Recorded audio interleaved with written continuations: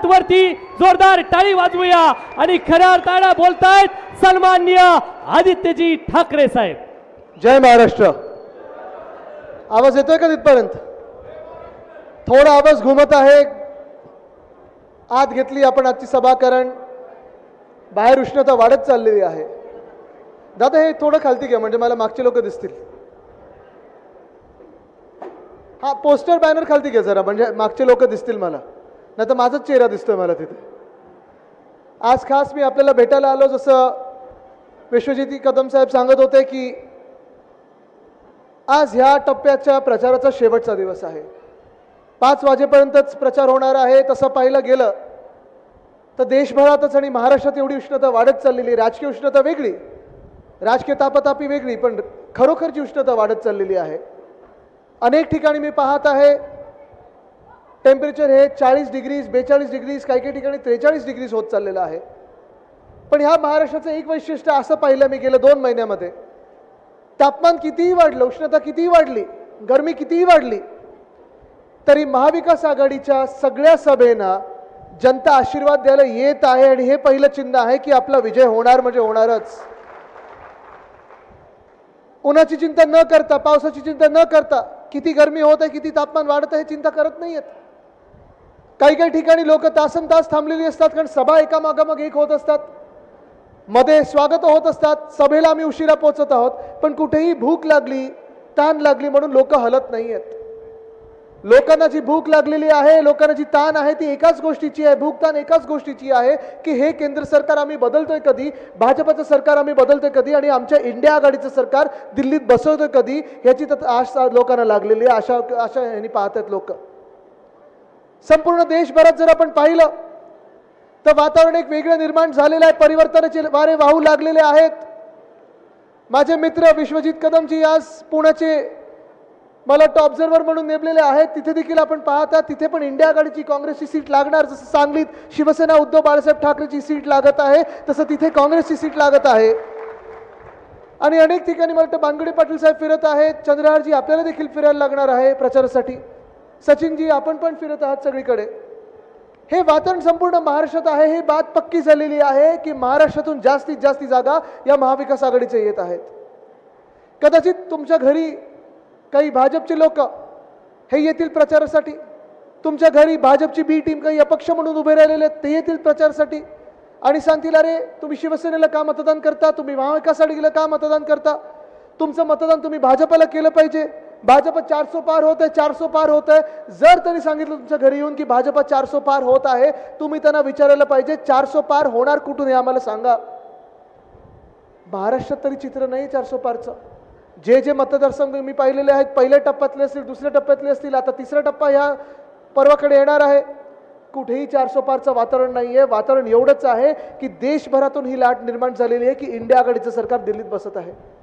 काँग्रेसचाच नारा आहे की काँग्रेसने हा नारा दिलेला आहे. भाजप आता साऊथ में साफ आणि नॉर्थ में हाफ ही परिस्थिती झालेली आहे.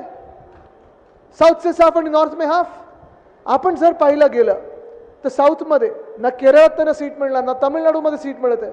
भाजपचं सीट ना कर्नाटक मिळत आहे, आंध्रमध्ये नाही, ना तेलंगणामध्ये नाही, कुठेही नाही. आज देशाचं लक्ष महाराष्ट्र काय करणार, उत्तर भारतात उत्तर प्रदेश काय करणार, बिहार काय करणार, लडाख काय करणार, जम्मू काश्मीर काय करणार, ह्याच्यावर सगळ्यांचं लक्ष केंद्रित झालेलं आहे. मी तुम्हाला सांगत आहे, मी आज या काही राज्यांमध्ये फिरून आलेलो आहे, प्रचार करून आलेलो आहे, इंडिया आघाडीच्या सभेमध्ये सहभागी होऊन आलेलो आहे. दिल्लीमध्ये जे वातावरण आहे 2019ला दिल्लीमधल्या 7च्या 7 जागेवर भाजप आली होती.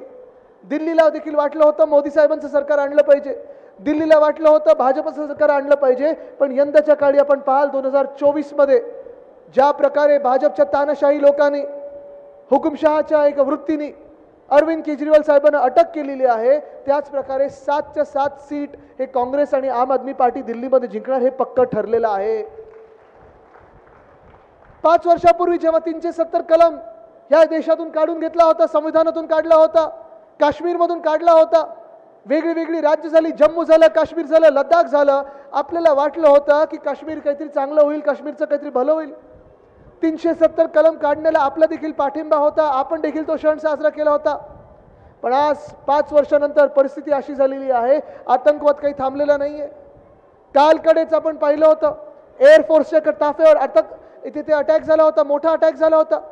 मग नक्की यंत्रणा, सुरक्षा यंत्रणा करत तरी काय होती, गृह खातं करत काय होतं, देशाचं रक्षा खातं करत काय होतं. पण सर्वात मोठा प्रश्न हा झालेला आहे की अजून काश्मीरी पंडित तिथे जाऊ शकले नाहीत. आणि काश्मीरमध्ये आज भाजपा राहुल गांधीजी यांना विचारत आहे की तुम्ही अमेठीतून का नाही लढत, तुम्ही रायबरेलीला का गेलात. मी आज भाजपाला विचारत आहे, जे तुम्ही गेले 5 वर्ष आम्हाला सांगत होतात की काश्मीर आम्ही बदललेलं आहे, काश्मीर आम्ही बदललेलं आहे, त्याच काश्मीरमधून भाजपला 2 उमेदवार मिळत नाहीयेत, तुम्ही भाजपा म्हणून काश्मीरमधून का लढत नाहीयेत.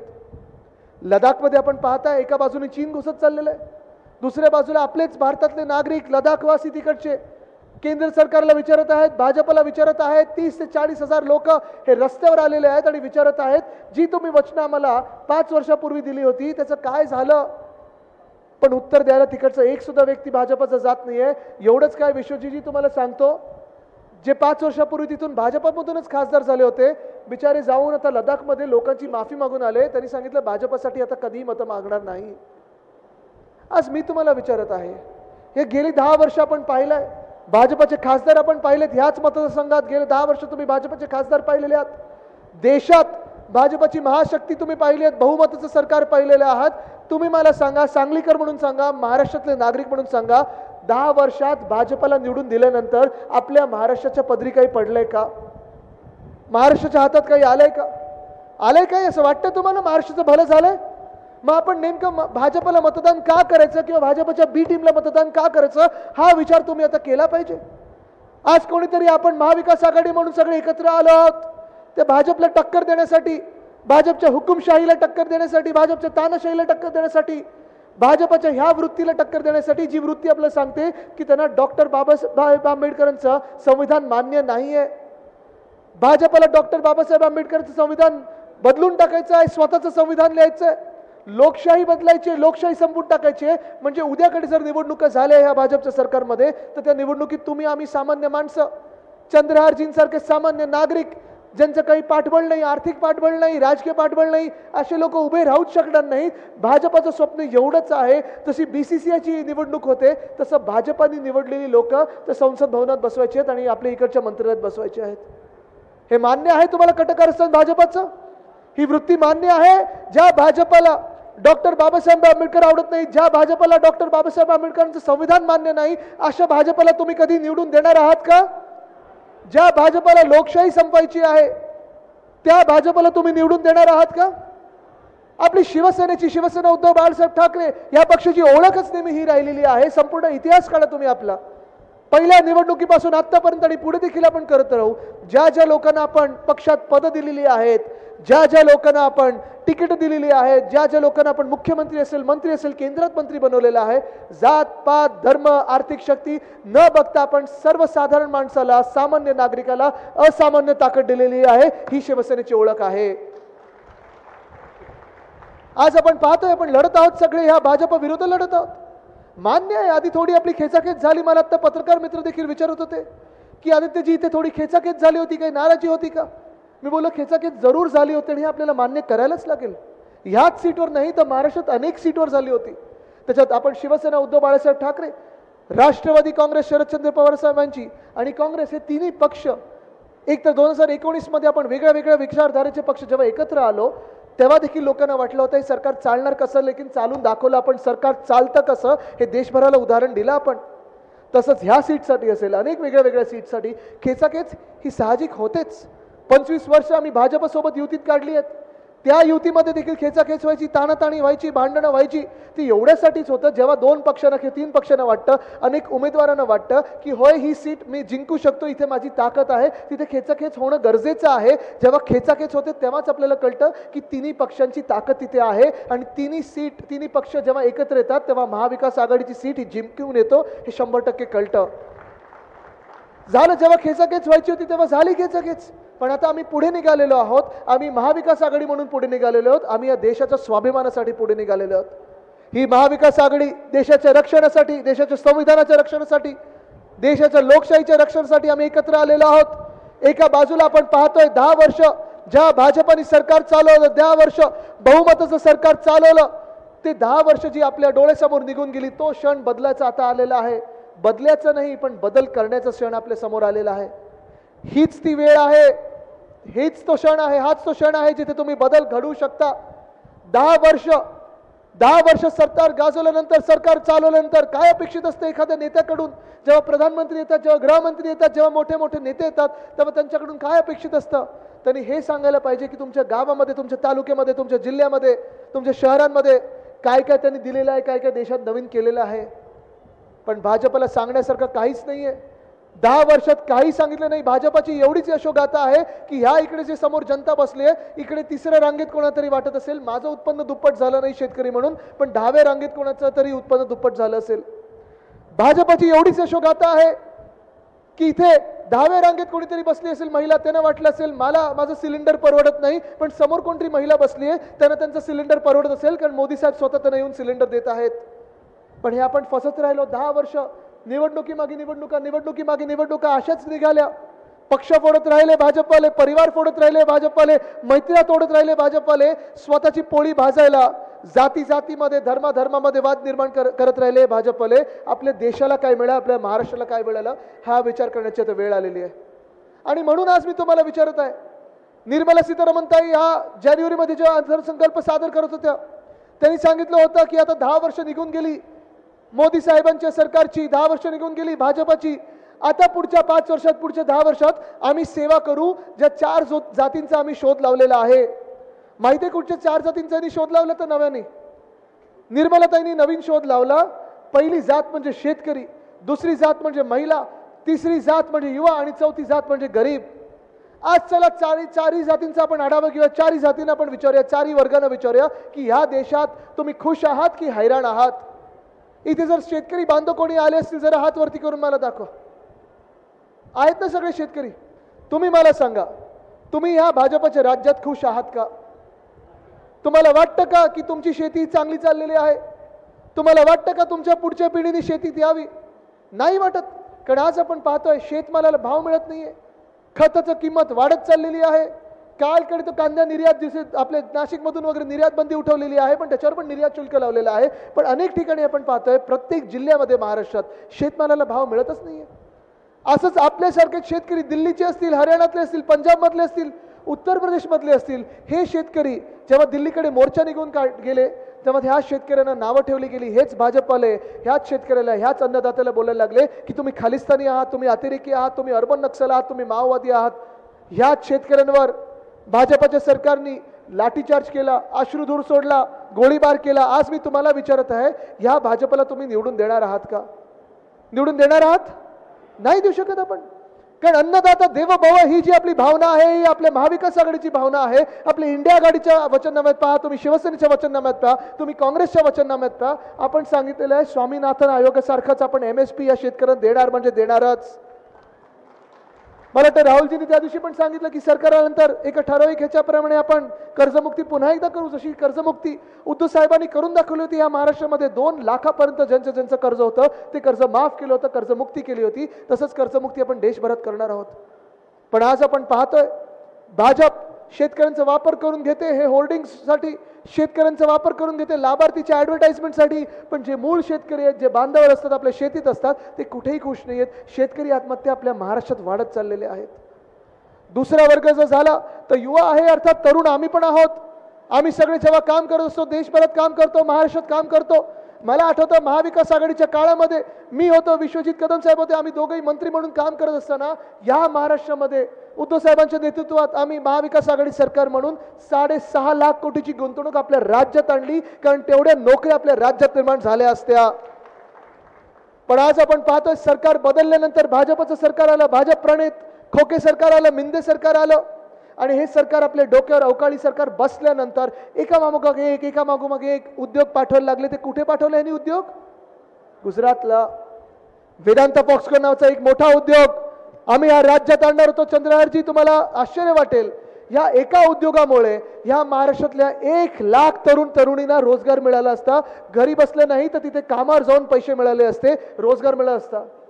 पण आज या भाजप सरकारला जेव्हा कळलं, जेव्हा सरकार आपलं पाडलं, गद्दारी झाल्यानंतर, भाजपचं सरकार डोक्यावर बसल्यानंतर जेव्हा कळलं की महाराष्ट्राचं काहीतरी भलं होतंय, महाराष्ट्राची प्रगती होते, हे भाजपला बघवलं नाही. आणि म्हणून ह्याच भाजपच्या लोकांनी, ह्याच भाजपच्या खोके सरकारनी तो वेदांता फॉक्सकॉनचा प्रकल्प पाठवला होता गुजरातला.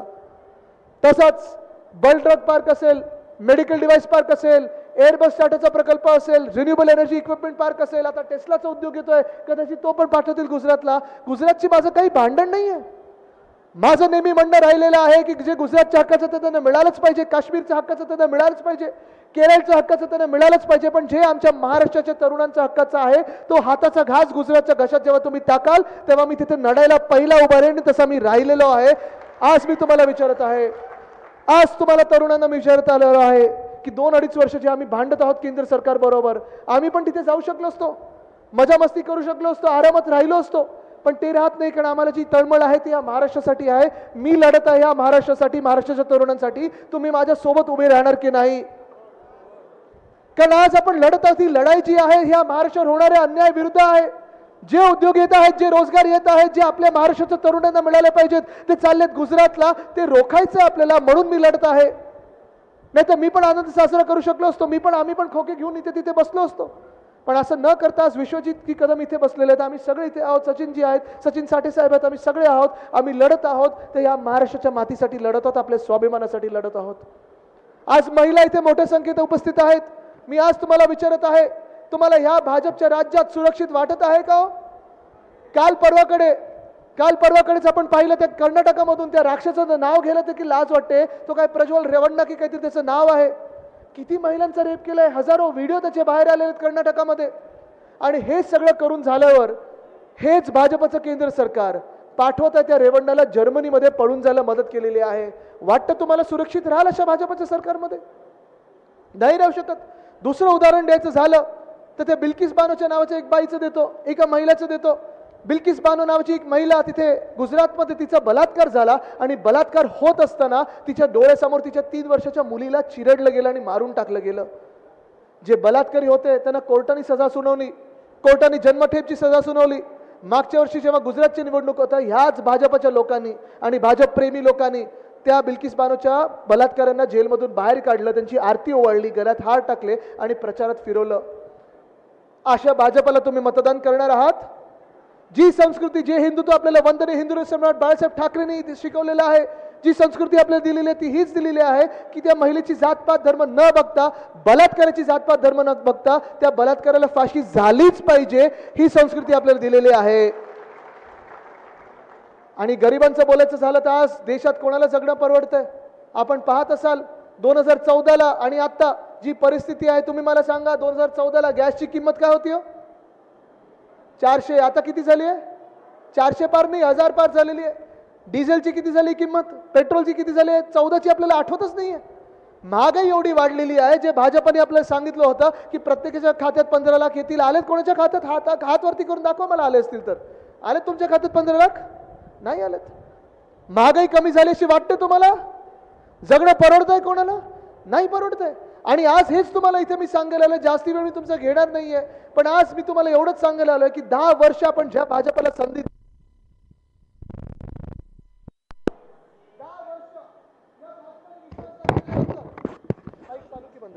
चालू झालं की नाही? चालू झालं? लाईट गेले होते. हॅलो लाईट गेले होते म्हणून तुम्ही पुढे येत होतो. 10 वर्ष ज्या भाजपाने विश्वासघात केलेला आहे, तुम्ही त्या भाजपला पुन्हा मतदान करणार आहात का? करणार आहात? हा मतदारसंघ आपण शिवसेना उद्धव बाळासाहेब ठाकरे म्हणजे मशाल म्हणून लढवत आहोत. पण एक आनंदाची गोष्ट आहे की ते हातात मशाल आहे आणि हात आणि मशाल हा एकत्र आहे, हे लक्षात ठेवणं आपल्याला गरजेचं आहे.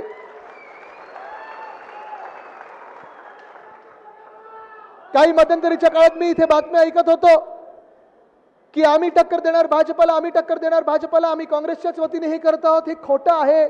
काँग्रेस, राष्ट्रवादी काँग्रेस, शिवसेना हे आपण सगळे एकत्र लढत आहोत. आणि मध्यंतरी मी एक क्लिप पण बघितली होती, विश्वजितजी, मला माहित नाही आपण क्लिप बघितली का, की विश्वजित का दोस्ती जीतेगा. मी ते हक्काने सांगायला आलेलो आहे, दोस्ती माझी आणि त्यांची अजून घट्ट आहे. आणि म्हणून चंद्रारजी म्हणजे त्या क्लिपचा अर्थ आहे की मी जिंकेन म्हणजे तुम्ही जिंकेल आणि महाविकास आघाडी जिंकेल म्हणजे इंडिया आघाडी जिंकेल, ह्या ते क्लिपचा अर्थ आहे. गेले 5 वर्ष विश्वजितजी आणि मी एकत्र काम करत आलेलो आहोत. गेले 2-3 महिने तर आम्ही रोज सतत बोलत आहोत फोनवर. कधी कधी आमची चुकामुक पण होते, मग मला ते ओरडतात एका मोठ्या भावाच्या नात्याने की अरे आदित्य तू फोन नाही घेतेस माझा.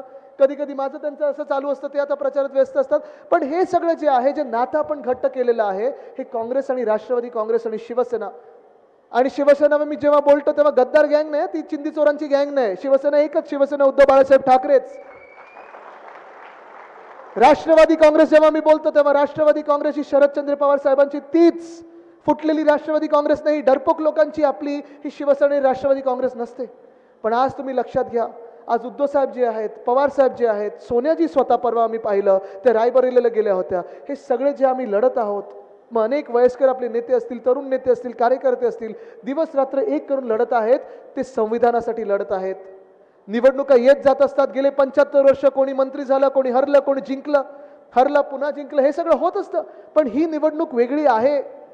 ही निवडणूक जर आपण पाहिली तर ज्या लोकांना छळलं जात आहे, राजकीय नेत्यांना छळलं जात आहे, जे मीडियामधले लोक आहेत ते जरी सत्य लिहिलं तरी त्यांना छळलं जात आहे. असंच भाजपवाले जर तुम्ही त्यांना उद्या पुन्हा जिंकून दिलं, की काही अपक्षांना जिंकून दिलं, भाजप प्रणित जे अपक्ष आहेत त्यांना जर जिंकून दिलं, तर ते तुमच्या घरी बिग बॉस सारखा CCTV लावतील आणि तुम्हाला सांगतील तुम्ही काय खाल्लं पाहिजे आणि कसं वागलं पाहिजे. एकच उदाहरण देतो मी. जेव्हा 2012ची आपण निवडणूक मुंबई महानगरपालिकेची लढत होतो, तेव्हा आपण मोठे मोठे होर्डिंग लावले होते आणि सगळीकडे करून दाखवलं हे लिहिलं होतं. जी कामं होती ती आपण त्या होर्डिंगवर छापली होती, नेत्यांचे फोटो लावले नव्हते. 2017 देखील तसंच केलं होतं.